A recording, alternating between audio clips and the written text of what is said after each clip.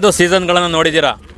ಯಾವುದೇ ಕಂಟೆಸ್ಟೆಂಟ್ ಆದರೂ ಕೂಡ ತನ್ನ ಎದುರಾಳಿಗಳ ಕೈಲಿ ಇವನೇ ಸ್ಟ್ರಾಂಗ್ ಕಂಟೆಸ್ಟೆಂಟ್ ಹೇಳ್ಬಿಟ್ಟು ಎಲ್ಲೂ ಕೂಡ ಉಲ್ಲೇಖ ಮಾಡಿರಲಿಲ್ಲ.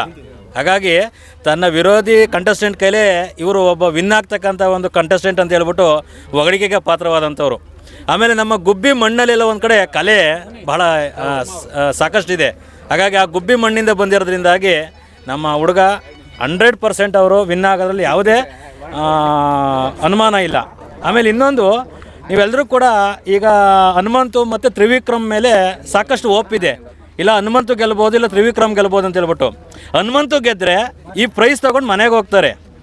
ಅದೇ ನಮ್ಮ ತ್ರಿವಿಕ್ರಮ್ ಗೆದ್ದರೆ ಏನಾಗುತ್ತಾರೆ, ಲೈಫನ್ನು ಕಟ್ಕೊಳ್ತಾರೆ ಅಲ್ವ ಸರ್. ಹಾಗಾಗಿ ಲೈಫ್ ಕಟ್ಕೊಳ್ತಕ್ಕಂಥದ್ದು ಭಾಳ ಮುಖ್ಯ ಇಲ್ಲಿ.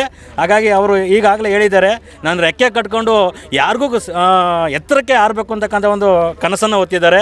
ಹಾಗಾಗಿ ಅವರು ಖಂಡಿತವಾಗಲೂ ಕೂಡ ಈ ಬಿಗ್ ಬಾಸನ್ನು ಗೆದ್ದರೆ ಅವರ ಜೀವನ, ಅವರ ಲೈಫು ಮತ್ತು ಅವರ ಕೆರಿಯರ್ ಎಲ್ಲೂ ಕೂಡ ಚೆನ್ನಾಗಿರುತ್ತೆ. ಹಾಗಾಗಿ ನಾವೆಲ್ಲರೂ ಕೂಡ ನಮ್ಮ ಏನು ಗುಬ್ಬಿ ಸ್ನೇಹಿತರಿದ್ದೀವಿ, ನಾವೆಲ್ಲರೂ ಕೂಡ ಆರಿಸ್ತಕ್ಕಂಥದ್ದು ಅಷ್ಟೇ. ನಾವು ಈಗಾಗಲೇ ಅಂದ್ಕೊಂಡ್ಬಿಟ್ಟಿದ್ದೀವಿ, ಯಾಕೆಂದರೆ ನೀವು ನಂಬ್ತಿರೋ ಬಿಡ್ತಿರೋ ಗೊತ್ತಿಲ್ಲ, ಈಗಾಗಲೇ ನಮ್ಮ ಗುಬ್ಬಿಲಿ ಪಟಾಕಿ ಸಿಡಿತಾ ಇದೆ. ಹಾಗಾಗಿ 100ಕ್ಕೆ 200 ಭಾಗ ನಮ್ಮ ಹುಡುಗ ಗೆಲ್ಲದ್ರಲ್ಲಿ ಯಾವುದೇ ಅನುಮಾನ ಇಲ್ಲ. ಹಾಗಾಗಿ ನೀವೆಲ್ಲರೂ ಕೂಡ ಜೊತೆಗಿರಿ, ನಾವೆಲ್ಲರೂ ಕೂಡ ಒಟ್ಟಿಗೆ ಸೇರಿಕೊಂಡು ಆ ಸಂಭ್ರಮವನ್ನು ಆಚರಣೆ ಮಾಡೋಣ. ಇದ್ರೇ ತ್ರಿವಿಕ್ರಮ್ ಊರಾದಂಥ ಗುಬ್ಬಿಯವರು ಇಷ್ಟು ಜನ ಬಂದಿರೋದು ತ್ರಿವಿಕ್ರಮ್ನ ರಿಸೀವ್ ಮಾಡ್ಕೊಳ್ಳಿ. ಅವ್ರು ಗೆದ್ದೇ ಗೆಲ್ತಾರೆ ಅಂತ 100% ಕಾನ್ಫಿಡೆನ್ಸ್ ಇದೆ. 100ಕ್ಕೆ 200% ತ್ರಿವಿಕ್ರಮ್ ಗೆದ್ದೇ ಗೆಲ್ತಾನೆ. ನಾವು ಇಲ್ಲಿಂದ ಗುಬ್ಬಿ ಕರ್ಕೊಂಡೋಗಿ ಮೆರವಣಿಗೆ ಮಾಡೇ ಮಾಡ್ತೀವಿ. ಇಲ್ಲಿಗೆ ಬಂದಿರೋಲ್ಲ ಅವ್ರ ಬಾಲ್ಯ ಸ್ನೇಹಿತರು ತ್ರಿವಿಕ್ರಮ್ ಯಾರಿದ್ದಾರೋ, ಅಷ್ಟಕ್ಕೂ ಇಲ್ಲೆಲ್ಲ ಬಾಲ್ಯ ಸ್ನೇಹಿತರಿದ್ದೀವಿ.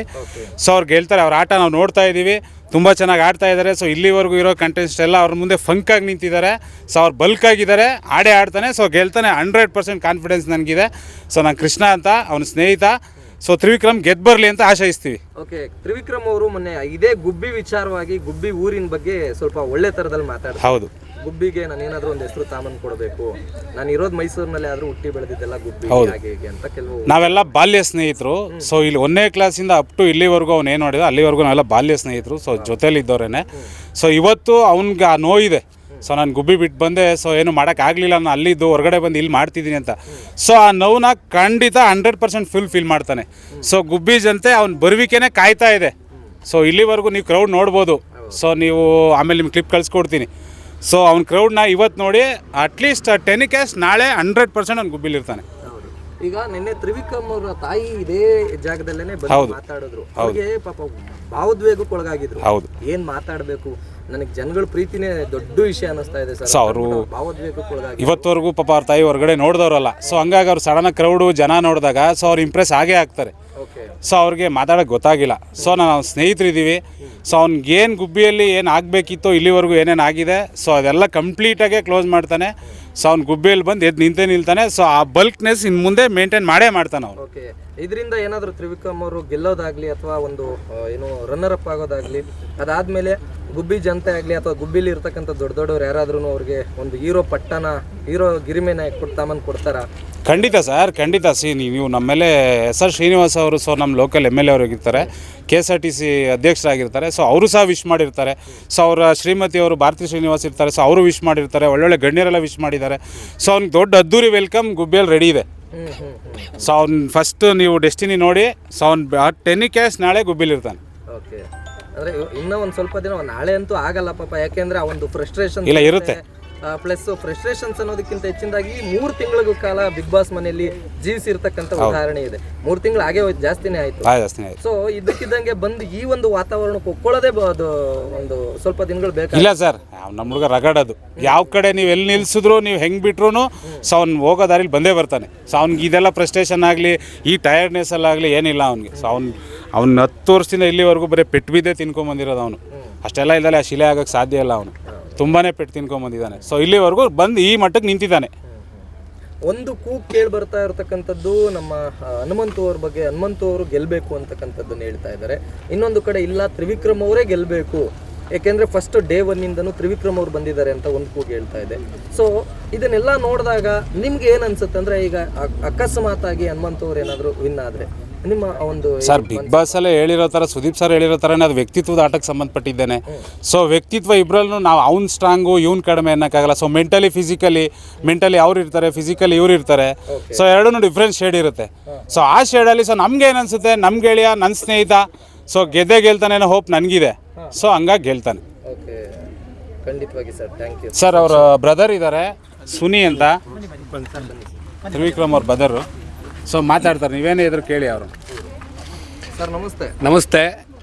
ನಮ್ಮ ಅಣ್ಣ ಏನಿದೆ ತ್ರಿವಿಕ್ರಮ್, ಇದೇ ಗುಬ್ಬಿಲಿ ಗುಬ್ಬಚ್ಚಿಯಾಗಿ ಬೆಳೆದು ನಿಂತು ಇದುವರೆಗೂ ಇಂಡಸ್ಟ್ರಿಯಲ್ಲಿ ಭಾಳ ಗುದ್ದಾಡಿಯಾನೆ ಇದುವರೆಗೂ. ಭಾಳ ಅಂದರೆ ಭಾಳನೇ ಹೇಳ್ಲಿಕ್ಕಾಗಲ್ಲ ಅದನ್ನ. ಏನು ನಮ್ಮ ದೊಡ್ಡಮ್ಮ ನೆನ್ನೆ ದುಃಖದ ಸಂಗತಿ ತೋಡ್ಕೊಂಡ್ರು, ಅವ್ರಿಗೆ ಮಾತೇ ಬರ್ತಿಲ್ಲ ಅವ್ರಿಗೆ. ಅದಕ್ಕೋಸ್ಕರನಾದರೂ ಅವನು ಗೆದ್ದು ಬರಬೇಕು ಅಂತ ಗೆಲ್ತಾನೆ ಅವನೇ ಇರೋದು. ಏಕೆಂದರೆ ಡೇ ಫಸ್ಟಿಂದನೂ ಅವನು ಚೆನ್ನಾಗಿ ಗೇಮ್ ಆಡಿಕೊಂಡು ಮಾತಾಡಿಕೊಂಡು ಇದುವರೆಗೂ ಯಾರ ಜೊತೆನೂ ಅಷ್ಟೊಂದು ಮಿಸ್ಬಿಹೇವ್ ಮಾಡ್ದಲೆ ಚೆನ್ನಾಗಿ ಆಡ್ಕೊಂಬಂದಿದ್ದಾನೆ. ಹಂಗಾಗಿ ಗೆಲ್ತಾನೆ. ನಮಗೆಲ್ಲರಿಗೂ ಒಪ್ಪಿದೆ. ಅದರಲ್ಲೂ ನಮ್ಮ ಗುಬ್ಬಿ ಅಣ್ತಂಬರು ಎಲ್ಲರೂ ಬಂದಿದ್ದಾರೆ ಸಪೋರ್ಟ್ ಮಾಡಲಿಕ್ಕೋಸ್ಕರ. ಈ ನಿಟ್ಟಿನಲ್ಲಿ ಏನು ಹೇಳಬೇಕು ಅಂತಂದರೆ, ಅವನು ಈಗ ಹೊರಗಡೆ ಬಂದು ಆ ಕಪ್ಪನ್ನ ಕೈಲಿ ಹಿಡ್ಕೊಂಡೇ ಬರೋದು. ಏಕೆಂದರೆ ರೆಕ್ಕೆ ಕಟ್ಕೊಂಡು ಇಲ್ಲೇ ಹಾರ್ಕೊಂಡು ಬರ್ತಾನೆ ಅಂತ ನಾವು ಕಾಯ್ತಾ ನಿಂತಿದ್ದೀವಿ. 100% ತ್ರಿವಿಕ್ರಮೇ ಗೆದ್ಕೊಂಡು ಬರ್ತಾನೆ ಅಂತ ಹೇಳ್ಕೊಳ್ತೀವಿ. ಆಲ್ ದ ಬೆಸ್ಟ್ ಹೇಳ್ತಿದ್ದೀವಿ ನಮ್ಮ ಕಡೆಯಿಂದ. ತ್ರಿವಿಕ್ರಮ್ ಅವ್ರನ್ನ ಏನು ಈ ಒಂದು ಹೆಣ್ಮಕ್ಳುಗಳಿದ್ದಾರೆ ಒಂದು ತುಂಬಾ ಇಷ್ಟಪಡ್ತಾ ಇರ್ತಕ್ಕಂಥದ್ದು, ಅತಿ ಹೆಚ್ಚಿನದಾಗಿ ತ್ರಿವಿಕ್ರಮ್ ಅವ್ರನ್ನ ಹೆಣ್ಮಕ್ಳು ಇಷ್ಟಪಡ್ತಾ ಇದ್ದಾರೆ. ಅವನು ಏಕೆಂದರೆ ಕೆಲವರೆಲ್ಲ ನಮ್ಮ ಒಂದು ಪಬ್ಲಿಕ್ ರಿವ್ಯೂಗೆ ಹೋದಾಗ ನಾವೇನೆ ಐ ಲವ್ ಯು ಅಂತಾರೆ. ತ್ರಿವಿಕ್ರಮ್ ಅವರೇ ನೀವು ಬಂದಿದ ತಕ್ಷಣ ನಿಮ್ಮನ್ನೊಂದು ಹಗ್ ಮಾಡಬೇಕು ಅಂತಾರೆ. ನೀವೊಂದು ಬ್ರದರ್ ಆಗಿದ್ದೀರಿ. ಸೊ ಏನು ಅನ್ಸುತ್ತೆ ಅಂದರೆ ಅಣ್ಣನ ಬಗ್ಗೆ ಇಷ್ಟು ಒಂದು ಒಳ್ಳೆ ಒಪಿನಿಯನ್ ಸಿಗ್ತಾ ಇರುತ್ತೆ? ಒಳ್ಳೆ ಒಪಿನಿಯನ್ ಅಂದರೆ ಅವನೇನಂದರೆ ಎಲ್ಲರ ಕೈಲೂ ಭಾಳ ಫ್ರೆಂಡ್ಲಿ ಆಗಿರ್ತಾನೆ ಸರ್. ಹುಡುಗರು ಅನ್ನಂಗಿಲ್ಲ, ಹುಡುಗಿರು ಅನ್ನಂಗಿಲ್ಲ, ಫ್ರೆಂಡ್ಲಿ ಆಗಿರ್ತಾನೆ. ಫ್ರೆಂಡ್ಲಿಯಾಗಿ ಎಲ್ಲರಿಗೂ ನಾರ್ಮಲ್ ಹೇಳ್ತಾನೆ ಅದು. ಕೆಲವ್ರು ಲವ್ ಅಂದ್ಕೊಳ್ತಾರೆ, ಕೆಲವರು ಫ್ರೆಂಡ್ಶಿಪ್ ಅಂದ್ಕೊಳ್ತಾರೆ. ಅದರಲ್ಲಿ ಏನಂದರೆ ಅವ್ನು ಜಾಸ್ತಿ ಎಲ್ಲೂ ಇದುವರೆಗೂ ಲವ್ ಅನ್ನೋದು ಎಲ್ಲೂ ಇದು ಮಾಡಿಲ್ಲ.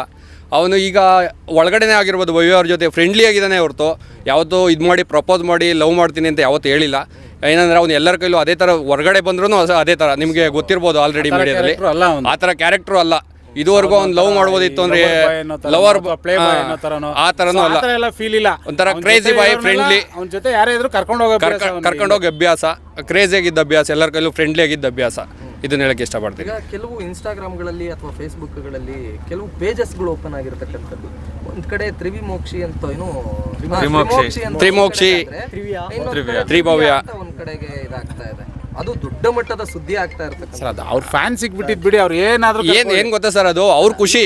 ಈಗ ನೀವೊಬ್ರು ತಮ್ಮ ಆಗಿ ಆ ಒಂದು ಅಂದ್ರೆ ಅವ್ರನ್ನ ಯಾವತ್ತಾದ್ರೂ ಭೇಟಿ ಮಾಡುವಂಥದ್ದಾಗಲಿ, ಯಾಕೆಂದ್ರೆ ಈಗ ಒಂದು ಅಭಿಮಾನ ಅಂತಕ್ಕಂಥದ್ದನ್ನ ಅಷ್ಟು ದೊಡ್ಡ ಮಟ್ಟಕ್ಕೆ ಇಟ್ಕೊಂಡು ಅಭಿಮಾನಿಗಳೆಲ್ಲನ ಆ ಒಂದು ಸ್ಥಾನ ಕೊಟ್ಟಿದ್ದಾರೆ ತ್ರಿವಿಕ್ರಮ್ ಅವರಿಗೆ. ಸೊ ನೀವು ಹೊರಗಡೆ ಇದ್ದಂಥವ್ರು, ನೀವೊಬ್ರು ತಮ್ಮ ಆಗಿದ್ದೀನಿ ಅಂತ ಹೇಳಿದಾಗ ನೀವು ಯಾವತ್ತಾದ್ರೂ ಅವ್ರನ್ನ ಯಾವತ್ತಾದ್ರೂ ಭೇಟಿ ಮಾಡುವಂಥದ್ದಾಗಲಿ ಅಥವಾ ಅವರಿಗೊಂದು ಚೆನ್ನಾಗಿ ಮಾಡ್ತಾ ಇದ್ದೀರಿ, ಖುಷಿ ಆಗ್ತಾ ಇದೆ ಅಂತ ಯಾವ ಒಂದು ಸಾಂತ್ವನದ ಮಾತು ಹೇಳುವಂಥದ್ದಾಗಲಿ ಏನಾದರೂ ಮಾಡಿದ್ದೀರಾ?